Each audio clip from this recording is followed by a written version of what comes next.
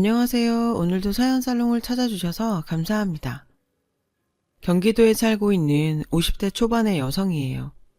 제가 겪은 일이 하도 기가 막혀서 덮어두고 살다가 화병이 날 것 같아 이렇게 글을 적어 보내요. 제게는 동갑내기 남편과 아들 둘이 있어요. 남편과는 20살 때 과자 공장 알바를 하다가 만났어요. 저는 간호대를 가고 싶었지만 대학에 뚝 떨어지는 바람에 공장에 나가게 되었죠. 그렇다고 가난한 살림 때문에 식구들을 먹여 살리려고 공장 일을 했던 건 아니에요. 그냥 재수학원 비용이라도 벌어볼까 하고 시작한 거였죠. 남편은 그곳에서 제일 오래 알바를 한 고참이었어요. 공장 일 해보신 분들은 아실 거예요. 컨베이어 벨트가 얼마나 정신없이 돌아가는지를요. 정말 손이 보이지 않을 정도로 빨리 움직여야 했어요. 게다가 전 일머리가 없어서 남보다 느리고 실수도 많았죠. 당시 공장 직원들 중에는 진짜 무서운 호랑이 아줌마가 한 분 계셨는데요. 저한테 늘 이러셨죠. 이렇게 손이 느려 터져서 뭘 하겠단 거야. 너한테 시키느니 거북이를 쓰겠다. 너 이러고도 월급은 받니? 아, 내가 사장이면 너 당장 자른다. 아줌마는 절 볼 때마다 한 소리를 했어요. 분명 다른 사람들도 실수를 하는데 늘 저한테만 핀잔을 줬죠. 그럴 때마다 제 편을 들어준 건 남편이었어요. 아이 참 누님, 원래 처음에 일 배울 땐 다들 실수하잖아요. 그때 제가 밀가루 한 포대 다 버린 거 생각나요 안 나요? 그러니까 넓은 아량으로 봐주세요. 남편은 넉살이 좋아서 공장 사람들 사이에서도 인기가 많았어요. 그래서 제 또래 공장 여직원들 대부분은 남편한테 호감을 가지고 있었죠. 게다가 남편은 키도 크고 얼굴도 남자답게 생겼거든요. 그런 남편이 유독 저만 챙기니 주변에선 시샘도 대단했죠. 남자라고는 아빠와 친오빠밖에 모르고 살았던 저는 남편의 특별 대우에 혹했고 결국 사랑에 빠지고 말았어요. 저는 남편한테 잘 보이려고 눈썹도 매일 정리하고 머리에 뽕까지 넣었어요. 그리고 얼마 지나지 않아 남편은 제게 데이트 신청을 했고 그날 이후 우린 연인으로 발전하게 되었어요. 일과 연애를 병행하며 전 6개월 정도 공장에서 일을 했어요. 당시에 저는 너무 어렸던 탓에 남녀가 사귀면 당연히 결혼을 해야 하는 줄 알았더랬죠. 연애도 순조로웠기에 이대로 결혼까지 가도 괜찮겠다 생각하고 있었어요. 그런데 문제가 생긴 거예요. 저희 집에선 제가 재수학원비를 벌려고 일을 한다고 알고 있었는데 시간이 지나도 학원 등록을 안 하니 이상하게 생각한 거죠. 결국 전 부모님한테 사내 연애를 하고 있다는 걸 들키고 말았어요. 부모님은 당장 공장 일 그만두라고 하셨죠. 지 힘으로 벌어서 공부한다길래 놔뒀더니 공부는 안 하고 연애질만 하고 다닌다고 단단히 화가 나신 거죠. 일이고 연애고 당장 그만두지 않으면 머리를 다 깎아버리겠다고 화를 내셨어요. 솔직히 저희 집은 그렇게 어려운 형편은 아니었어요. 그런데도 제가 제 힘으로 공부하겠다고 하니 부모님께서는 절 기특해 하셨던 거죠. 그런데 이렇게 실망을 안겨드렸으니 화가 나실 만도 하죠. 전 남편에게 집안의 반대 얘기를 했어요. 그랬더니 남편이 양복을 차려입고 저희 집에 당장 찾아왔지 뭐예요. 당당히 교제를 허락받겠다고 말이에요. 전 걱정이 앞섰어요. 이런다고 뭐가 달라질까 생각했거든요. 그런데 제 예상과 달리 부모님께선 남편의 이런 박력 있는 행동에 반한 것 같더라고요. 전 이런 결과에 솔직히 어리벙벙했죠. 미연이가 꼭 간호대에 갈 수 있도록 제가 옆에서 최선을 다해 돕겠습니다. 그러니 미연이랑 결혼을 전제로 교제하는 걸 허락해 주세요. 남자답게 당당하게 교제 허락을 구하는 남편의 태도에 전 내심 감동을 받았어요. 그리고 그런 남편의 마음이 부모님께도 닿았는지 우린 교제를 허락받을 수 있었어요. 대신 전 공장을 그만두고 재수학원에 등록을 하게 됐고요. 원래 대학에 뜻이 없던 남편은 저를 보고 자극을 받았는지 제가 다니는 학원에 등록을 하더라고요. 그런데 이게 웬걸? 타고난 머리가 좋은 건지 평생 공부랑 담 쌓고 살았다는 사람 성적이 엄청 잘 나온 거예요. 해보니 재미도 있고 적성에 맞더라나요. 암튼 남편은 서울에 있는 중상위권 대학에 턱하니 합격을 했어요. 저 역시 제가 원하던 대학에 간호학과에 합격했고요. 이 소식에 가장 기뻐한 사람은 시어머니였어요. 그 집안에서 대학에 들어간 건 남편이 처음이었던 거죠. 덕분에 전 결혼도 하기 전부터 시어머니의 사랑을 받을 수 있었어요. 널 만나서 우리 아들이 이렇게 대학 문턱도 밟아보는구나. 내가 우리 집에 굴러들어온 복덩인가 보다. 그렇게 우린 학업과 사랑 두 가지를 모두 쟁취할 수 있었어요. 남편과 저는 대학 생활 중에도 알콩달콩 연애를 이어갔어요. 그리고 대학을 졸업하자마자 결혼식을 올렸어요. 우리 부부는 소문난 인기 커플이었죠. 서로가 첫사랑이었거든요. 너희같이 한결같은 부부는 처음 본다. 어쩜 만난 지 오래됐는데도 그리 애틋하니? 친구들은 우리 부부를 부러워했어요. 전 그럴 때마다 가슴 뿌듯했고요. 결혼을 하고 얼마 안 돼 저는 임신을 했어요. 남편은 늦게 배운 학문에 빠져 대학원까지 다니고 있었죠. 그런 탓에 우리는 양가 부모님한테 용돈을 받으며 생활해야 했어요. 남편이 그간 해온 게 아까워 공부를 포기 못하겠다고 했거든요. 물론 친정이나 시댁에서 잘해주셨지만 그래도 임산부가 먹고 싶은 게 얼마나 많겠어요. 하지만 우리 둘 다 벌이가 없으니 딸기 하나 사 먹는 것도 눈치가 보이더라고요. 게다가 첫애 입덧 때는 어찌나 소고기가 먹고 싶던지.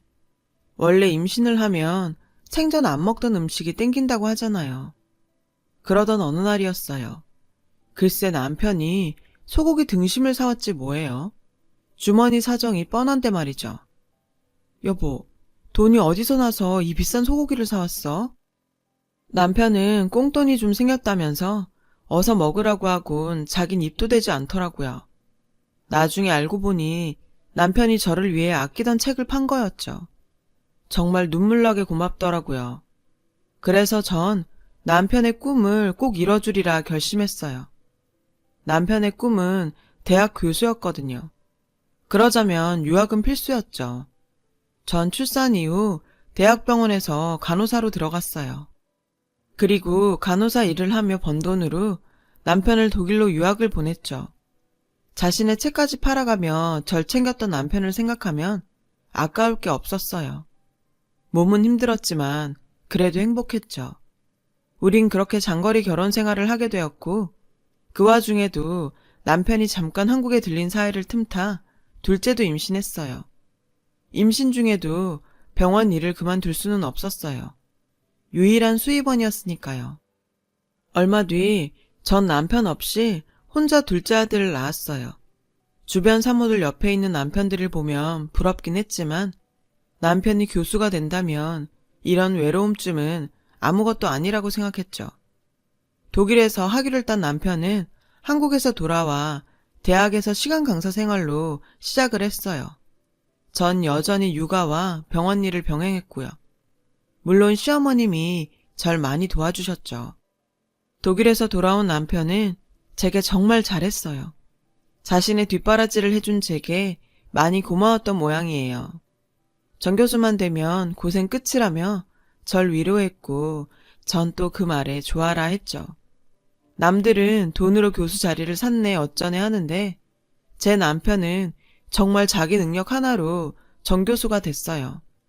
교수 남편의 말 잘 듣는 착한 아들들. 어딜 가나 다들 절 부러워했죠. 고생 끝에 낙이 온다고 정말 말 그대로 된 거죠. 이날을 보려고 그간 그 고생을 했나 생각하니 스스로도 제가 대견했어요. 그래서 더 이 행복이 영원하길 바랬죠. 남자들은 성공하고 나면 자기 힘들 때 뒷바라지 해준 여자 뻥 찬다더라. 근데 넌 진짜 남편 잘 뒀다 얘. 네 남편 여전히 너라면 끔찍하잖니. 아, 교수 사모라니 정말 부럽다. 간혹 절 시샘하는 사람들도 있었어요. 은근히 뭔 일이 생기길 바라는 것 같았죠. 사회적으로 지위 있는 남자들 탐내는 젊은 여자들이 얼마나 많은지 아니? 우쭐대지 말고 너도 조심해 지지배야. 남편한테 이런 얘기를 했더니 그저 웃기만 하더군요. 그런 여자들 말은 귀담아 듣지 말라고요. 그보다 이제 힘든 일 그만두고 집에서 살림만 하라더군요. 여보, 이제 내가 버는 걸로 충분하니까 당신은 고생하지 말고 남들처럼 예쁜 옷 사입고 친구들이랑 맛있는 거 사 먹으면서 인생을 즐기고 살아. 그동안 고생 많았어, 여보. 남편의 말에 가슴이 뭉클했어요. 그리고 한편으론 허전하기도 했어요. 그동안 간절히 바래왔던 순간인데 막상 그 순간이 되고 나니 왠지 멍하더라고요. 한참 걸어갈 땐 몰랐는데 멈춰 서고 나니 방향 감각을 잃은 것처럼 말이에요. 하지만 내색은 하지 않았어요. 우리 부부에겐 기쁜 날이니까요. 솔직히 간호사 일을 그만두기 싫었지만 전 남편 뜻에 따르기로 했어요. 남편 역시 이 순간을 누구보다 바래왔을 거 아니에요. 그러니 남편한테도 가장으로서 당당할 수 있는 기회를 주어야죠. 그래서 전 전업주부로 살기로 했어요. 병원 일에 시달리며 살다가 하루아침에 살림만 하려니 하루가 참 길더라고요. 그래서 평소 못 만났던 친구들도 만나고 쇼핑도 하러 다녔죠. 사람들 만나서 교수 사모님 소리를 듣는 게 은근히 기분 좋더라고요. 내가 뭔가 된 것처럼 어깨도 으쓱하고 그렇게 뿌듯할 수가 없었죠. 이젠 두 아들 대학만 보내놓으면 걱정 없이 행복하게 살 수 있을 것 같았어요. 하지만 그건 제 착각이었죠. 행복은 그리 오래가지 않았거든요. 저는 교수들이 학회나 세미나로 외부 활동이 잦은 줄 알았어요. 제 남편이 그랬으니까요. 그러던 어느 날이었죠. 그날도 남편은 학회에 참석하느라 강원도로 출장을 갔고 전 방에서 혼자 자고 있었어요. 새벽 무렵 전화벨이 울리더군요. 여보세요? 아무 말도 하지 않더라고요. 전 그저 장난 전화라고 생각했어요. 그런데 그 이후에도 같은 시각에 전화가 오지 뭐예요. 그때마다 상대는 묵묵부답이었어요. 몇 번 반복이 되니까 무서워지더군요. 여보, 밤에 누가 장난 전화를 계속해요. 경찰에 신고라도 할까봐. 신고는 무슨? 그냥 애들 장난이겠지. 그냥 둬. 전 좀 섭섭했지만 남편의 말대로 장난 전화일지도 모르는데 괜히 경찰에 신고했다가 아니면 난처할 것 같아서 그냥 두기로 했어요. 그런데 신기하게도 남편한테 그 일을 얘기한 이후로 장난 전화는 다시 오지 않았어요. 그 일이 있고 얼마 뒤 남편은 학회차 제주도로 갔어요. 저는 급하게 짐을 싸느라 남편이 공항으로 출발하고 나서야 속옷을 빠뜨렸다는 걸 알게 됐죠. 남편은 전화를 받지 않았어요. 그래서 조교한테 전화를 걸었죠. 학회요? 전 그런 얘기 못 들었는데요. 오히려 조교가 당황하더군요. 전 내가 착각한 모양이라곤 둘러대곤 황급히 전화를 끊었어요.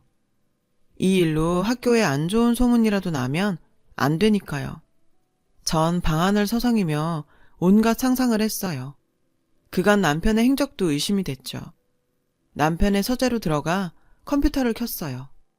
비밀번호가 걸려있더군요. 전 여러 번의 시도 끝에 암호를 풀었어요. 결혼기념일이 비밀번호더라고요. 일단 학교 폴더를 열고 이를 확인했더니 조교 말대로 오늘 날짜에는 학회가 없더라고요.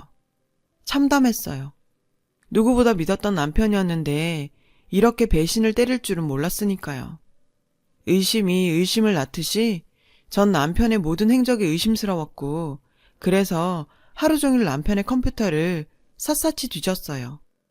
그 결과 남편의 메일 속에서 한 여자의 사진을 찾을 수 있었어요. 사진 속 그녀는 구릿빛 피부에 야한 화장을 하고 벨리 댄스를 추고 있더군요. 나이는 제 또래거나 약간 어려 보였죠. 사진의 제목은 내 가슴을 뛰게 하는 영원한 청춘 경숙이었어요. 뭔가 더 있는 것 같았지만 욕지기가 올라 더 이상 볼 수 없었어요. 전 사진들을 USB에 따로 저장했어요. 남편이 돌아오면 추궁할 생각이었어요. 처음엔 너무 화가 나서 업체에 연락해 남편의 위치 추적이라도 할까 했지만 시간이 지날수록 어쩌면 남편이 꽃뱀한테 걸린 게 아닐까 하는 생각을 하게 되었어요. 그리고 며칠 후 남편이 출장에서 돌아왔어요. 공항 면세점에서 제 화장품까지 사왔더군요. 저는 아들들이 잘 때까지 기다렸다 남편한테 말을 꺼냈어요. 나 다 알고 있어. 당신 학회에 간 거 아니지? 그러자 남편은 아무 말이 없었어요. 답답해 죽을 지경이었죠. 그때 남편이 눈물을 뚝뚝 흘리더군요. 나 그 여자 너무 사랑해. 그 여자랑 있으면 새로 태어난 것 같아. 이런 강렬한 느낌은 태어나서 처음이야. 그 여자는 내 태양이고 우주야. 남편의 헛소리에 전 쓰러질 뻔했어요. 당신 미쳤어? 아니, 학교 일이 너무 힘들어서 잠깐 방황한 거야. 그렇지? 이러지 마. 나 지금까지 여자라곤 당신밖에 모르고 살았어. 그러니까 이제 그만 나 좀 놔줘. 전 주저앉고 말았어요. 너무 기가 막혀서 눈물도 나오지 않더군요. 그러는 사이 남편은 캐리어에 짐을 싸기 시작했어요. 완전 미친 사람 같더군요. 지금껏 내가 알던 남편이 아니었어요. 당신이 이렇게 나가면 애들은? 우리 애들 상처받을 건 생각 안 해? 애들도 나중에 커서 진정한 사랑을 하면 날 이해할 거야. 당신도 이젠 당신 인생 살아. 진정한 사랑? 그럼 나랑 한 사랑은 가짜 사랑이야? 당신 미쳤어. 완전 미쳤다고. 어떻게 당신이 나한테 이래? 어떻게? 남편은 제가 울부짖는데도 눈길 한 번 안 주고 그대로 나가버렸어요. 지금껏 한 입을 덮고 살아온 착하고 가정적인 남편은 허상이었던가.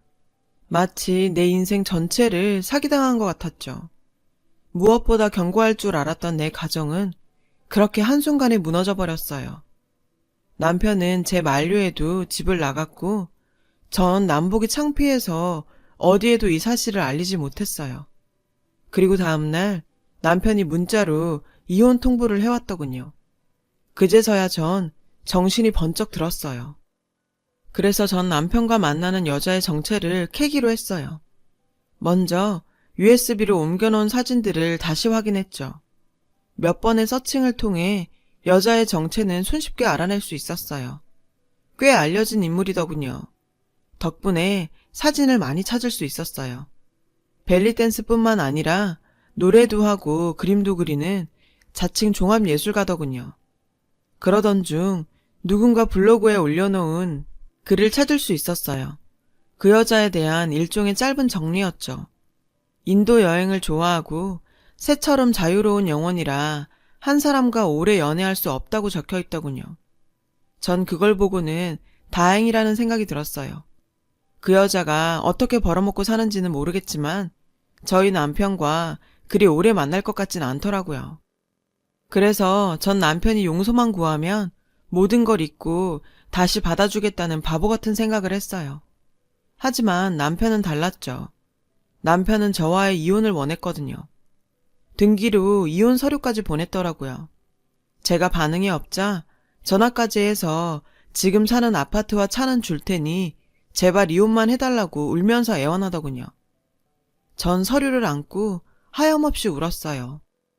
저는 이혼만은 할 수 없다고 버텼어요. 남편이 유책 배우자인 탓에 남편은 내가 이혼 서류에 도장을 찍어주지 않는 이상 이혼을 할 수는 없었죠. 결국 저희 부부는 별거에 들어갔어요. 아이들에겐 아빠가 학교에 일이 생겨서 한동안 학교에서 생활하게 됐다고 둘러댔어요. 남편이 다시 가정으로 돌아오길 손꼽아 기다렸죠. 하지만 돌아온 건 커다란 택배 박스였어요. 보낸 사람은 이경숙이었어요. 남편의 내연녀였죠. 도대체 뭐가 들어있을까? 전 떨리는 손으로 상자를 열었어요.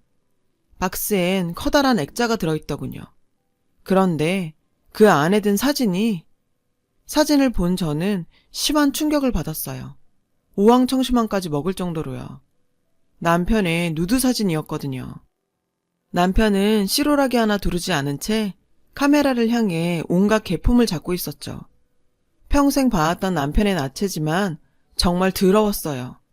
이 사람들은 이런 것도 예술이라고 하겠죠? 역겨운 것들. 액자에 메모가 붙어 있더군요. 아래 계좌로 5천만 원 즉시 입금 바람. 그때 시어머니가 집으로 들이닥쳤어요. 남편이 집을 나간 것을 알게 된 거죠. 어머님은 절 잡아먹을 듯 눈을 붉혔어요. 네가 어떻게 했길래 그 착한 애가 집을 나가니? 학교에 소문이라도 나면 어쩌려고? 팔은 역시 안으로 굽더군요. 그렇게 절 아끼던 시어머니가 모든 걸 제 탓으로 돌리더군요. 전 숨길 이유도 변명할 이유도 없었어요. 그래서 다 불어버렸죠. 어머니, 그 착하던 어머니 아들이요. 바람이 났어요. 그러니까 저한테 이러지 마시고 아들한테 가보세요. 시어머니는 제 말에 놀란 기색이었어요. 하지만 이내 꽃뱀에 꿰매 빠져 잠시 정신을 파는 걸 거라고 하더군요. 도통 말이 안 통했죠. 전 결국 시모에게 남편의 누드 사진을 보여주었어요. 에그머니나, 도대체 이게 뭐니? 시모는 아랫도리가 훌렁 드러난 남편의 누드 사진을 보곤 그대로 주저앉더군요. 5천만 원은 또 무슨 소리냐? 이 돈은 안 보내면 사진이라도 뿌리겠단 거냐? 아마도 그런 것 같아요. 시모는 갑자기 제 손을 꼭 잡더니 일단 사람부터 살려야 하지 않겠냐며 5천만 원부터 구해놓으라더군요. 솔직히 그 돈 5천만 안 될 수는 있어요. 하지만 전 그러기 싫었어요. 여자에 미쳐서 내 뒤통수를 친 남편놈도 싫고 저한테 미안하다는 말은커녕 아들 걱정만 하는 시어머니가 얄미웠거든요. 그래서 될 대로 되라고 둘참이었어요. 학교에 이 사진이 퍼지기라도 하면 우리 아들 교수 인생은 어떡하니? 아이고, 우리 아들 총장까지 시켜야 하는데. 끝까지 잘난 자기 아들 걱정이더군요. 전 시어머니한테 그년한테 줄 돈도 없지만 있다 해도 절대 줄 생각이 없다고 말했어요. 그랬더니 시어머니는 분통을 터뜨리며 화를 내더군요. 그렇게 한참을 악다구리를 쓰다가 집으로 돌아갔어요. 며칠 뒤 내 언니한테 전화가 왔어요. 남편네 학교 앞 카페에서 만나자더군요. 실제로 만나보니 제 또래 같았어요. 치렁치렁한 생머리에 가슴골이 드러난 원피스까지. 딱 예쁜 여자 스타일이었죠. 돈은 언제 입금해 줄 거죠? 내가 돈을 왜 줘? 당신 미쳤어? 제 말에 여자가 코웃음을 치더군요. 맡긴 돈 찾는 사람처럼 당당한 태도에 전 부하가 치밀었어요. 당신 남편 개털이더라. 그러니 당신이 줘야지. 사진값 안 주면 나도 어쩔 수 없어. 남편 직장 잃는 꼴 보고 싶어? 아무래도 이 여자는 상습범 같았어요. 하지만 저도 만만한 사람이 아니에요. 마음대로 해. 내가 왜 이런 얘기를 들어야 하는지 모르겠네. 근데 상간녀에서 반반한 줄 알았더니 자글자글한 늙은 아줌마가 나왔대. 그리고 당신 지금 나 협박한 거 맞지? 내가 작정하고 걸면 당신 콩밥 먹게 될 텐데 어때? 먹여줄까? 여자는 당당한 제 태도에 기가 눌린 듯 보였어요. 하지만 이내 가방에서 여러 장의 사진을 꺼내더군요. 모두 남편의 나체 사진이었어요. 사진 중에는 남편이 여자 옷을 입고 있는 것도 있었죠. 이거 당신 아들들이 보면 어떤 반응을 보일까? 궁금하네. 자식들이 받을 상처도 생각해야지, 안 그래? 자기 아빠가 저런 인간인 걸 알면 기분이 어떻겠어? 아, 불쌍해라. 그러니까 아줌마, 그 꼴 보기 싫으면 당장 돈 보내. 저는 너무 화가 나서 그 여자의 면상에 마시던 냉커피를 부어버렸어요.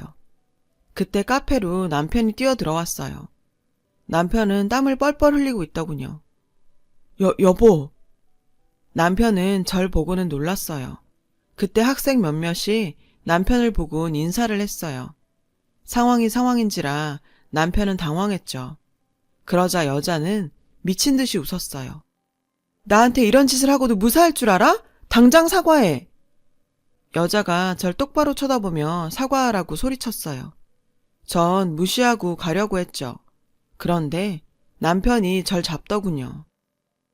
여보, 사과해. 당신이 잘못했네. 아무리 화나도 사람한테 커피를 쏟으면 안 되지. 남편의 말에 전 억장이 무너졌어요. 그래도 난 가정을 지키려 이 무례한 여자까지 상대했는데 남편은 오직 자기 체면만 중요했던 거죠. 이런 인간을 믿고 살았다니. 교수? 그깟게 뭐라고. 자기가 산 똥도 혼자 못 치우는 주제에. 결국 전 집으로 돌아와 아이들에게 모든 사실을 알렸어요. 뒤늦게 알고 상처받을 바엔 차라리 제 입으로 말하는 게 낫다고 생각했거든요. 예상대로 아이들은 충격을 받았어요. 정신을 차리고 이혼 변호사를 찾아가 이혼 서류를 작성했어요. 그날 밤 상간녀한테 모든 걸 빼앗긴 남편은 뒤늦게 절 찾아왔더군요. 여보, 미안해. 내가 진짜 미쳤었나 봐. 왜? 그년이랑 살지? 호구처럼 다 털어먹히고 나니까 이제 집 생각이 나디? 여기가 어디라고 기어들어와? 아이들은 남편을 보자 쏘아보다가 방으로 들어가 버렸어요. 남편이 아이들 방문을 두드렸지만 문은 열리지 않았죠. 아들이 대신 밖에 대고 소리를 치더군요. 역겹다고요. 그 말에 남편은 아이들 방문 앞에서 오열을 했어요. 악어의 눈물 같았죠. 남편의 얼굴에 이혼 서류를 집어 던졌어요. 그리고 말했죠. 당신 이혼해주지 않으면 상간녀가 준 사진 학교에 보낼 거야. 그럼 당신이 그 애지중지하는 교수 더 이상 못해. 결국 남편은 공동명의로 되어 있던 아파트와 차를 제게 넘기고 이혼 서류에 도장을 찍었어요. 이제 정말 끝이 난 거죠. 뒤늦게 시어머니가 찾아와 용서를 빌었어요. 이제 그 여자가 이 집에 찾아올 일은 없을 거다. 내가 다 해결했으니. 그러니까 그냥 못 이기는 척 눈 감아주면 안 되겠니? 착한 네가 한 번만 더 양보해다오. 어? 전 딱 잘라 거절을 하곤 시어머니와 남편을 집에서 내쫓았어요. 얼마 뒤 남편한테 전화가 왔더군요. 남편은 시어머니 집을 담보로 대출받아 상간녀에게 5천만 원을 줬다고 하더군요. 상간녀는 그 돈으로 유럽 여행을 떠났다고 하고요. 하지만 결국 남편은 교수직을 그만둬야 했죠. 상간녀의 잦은 협박 때문이었어요. 다 자업자득이죠. 요즘 저는 다시 활기를 얻었어요. 친한 의사 선생님이 개원을 했는데 같이 일해보자고 해서 복직을 했거든요.